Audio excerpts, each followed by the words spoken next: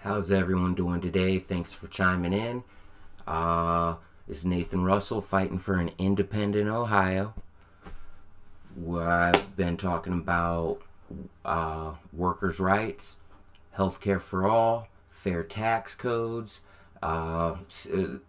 If we fight for those things, that's going to give us more liberty.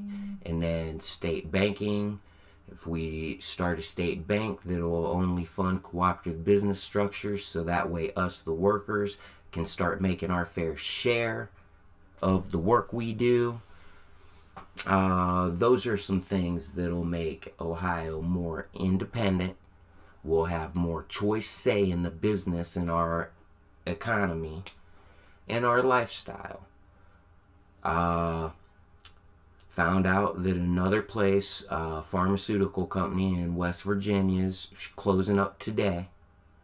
Like, they got people going in, clearing their lockers out, and it's all put around corruption.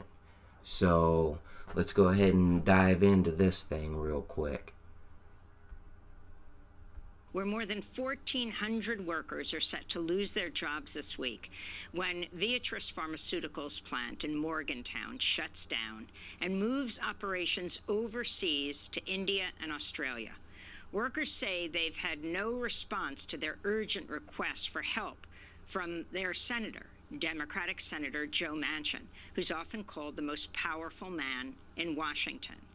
The Viatris plant in West Virginia has been making pharmaceuticals since 1965 and was run by Mylan until a merger last November with Pfizer's Upjohn company, which created the conglomerate Viatris. So, as you can see, another big politician throwing us under the bus, not caring about us. They're gonna work us till we die. It's a pretty big thing, and it's spread out through its family, just like in the Biden family with their corrupt, crooked stuff. Let's take a look and just listen. Viatris was created. Mylan's chief executive, Senator Manchin's daughter, Heather Bresch, got a $31 million payout.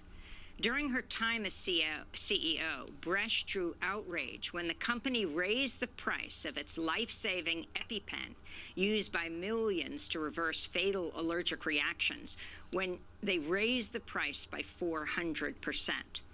After the merger, Viatris immediately began to cut costs, and now the plant is set to close on Friday.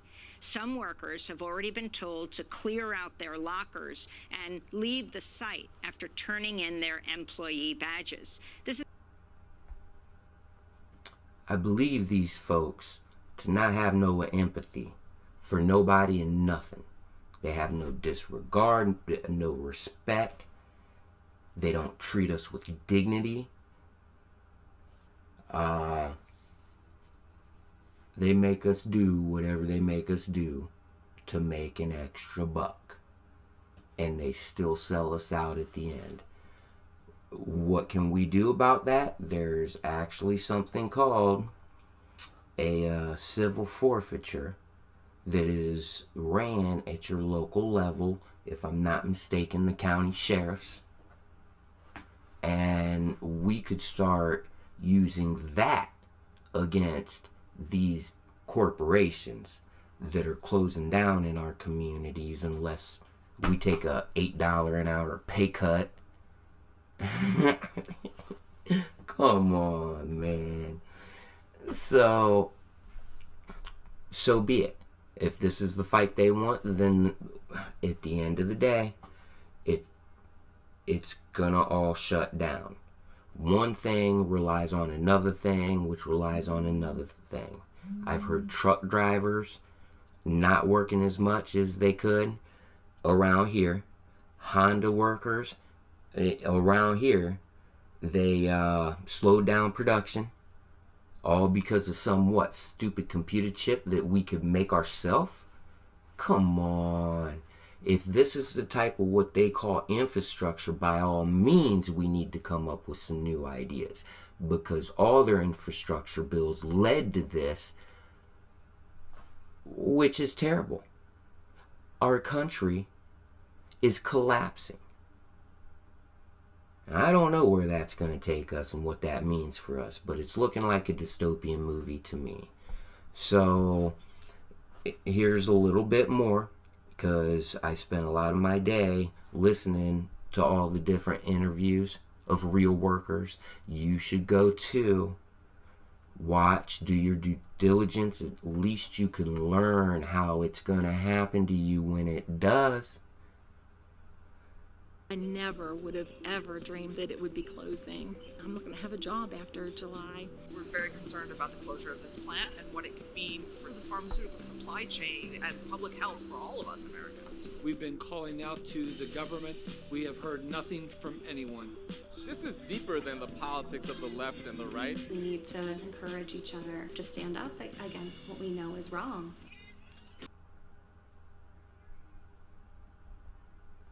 So, there you go. There's hope. It's one of the only things. We got to come together. We need to get out on the streets. We need to talk to each other about real issues, real things, with solutions to it. What I was talking about with the civil forfeiture is they've been using this tactic on us. So there could be this family that busted their butt, paid off their house actually, and they're not dead yet. Kid that lives in their basement, scuttlebutted out, got caught with the $20 bag of weed, and the city and the sheriffs would come and seize their house. And you should learn about that, because they did it before. Why won't they do it again? But we could use that on them. All we have to do is make our city and our county cops work for us. Run an investigation on all these corporations. Almost every business is linked to a corporation now. So, but there are still some smaller businesses. Those businesses, one way or another, even the local factories in my community, like one of them got some of that Obama money when he supposedly saved General Motors, except I was graduating that year and I got trained to do engineering and go work at General Motors. But I wasn't going to go be no scab. You can hear my other videos talk about the scab. Like, I can't get in that. So, he didn't save nothing when it comes to my hometown. But we know how these people are doing us. They're going to do it to us again, slowly but surely. It is waving through Ohio in its different ways. So, let's listen to them when they do talk about us.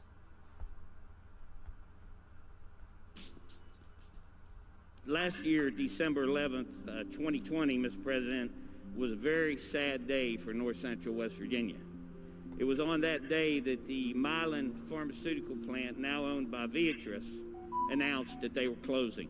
The timeline for this closure is listed as no later than July 31st, 2021. I spoke to someone this morning whose friends and family are affected by this closure, and they didn't want to go on camera, but they did tell me this is terrible news for Morgantown. It's a story that's repeated time and time again across the state of West Virginia, and it's one each and every one of us is familiar with. We're going to close it and move it someplace else.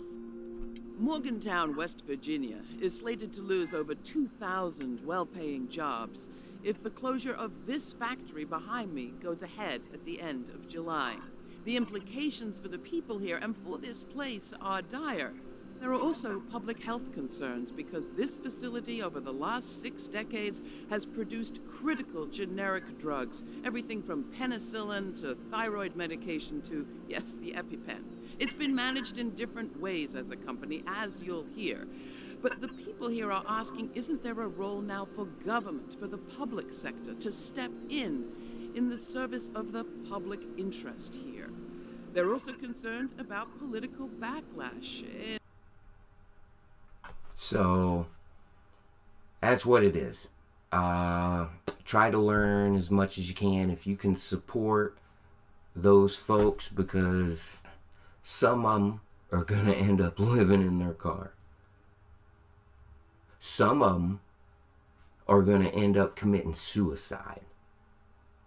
Some of them are going to end up losing their whole family, which leads to suicide, on top of the fact you can't pay for nothing.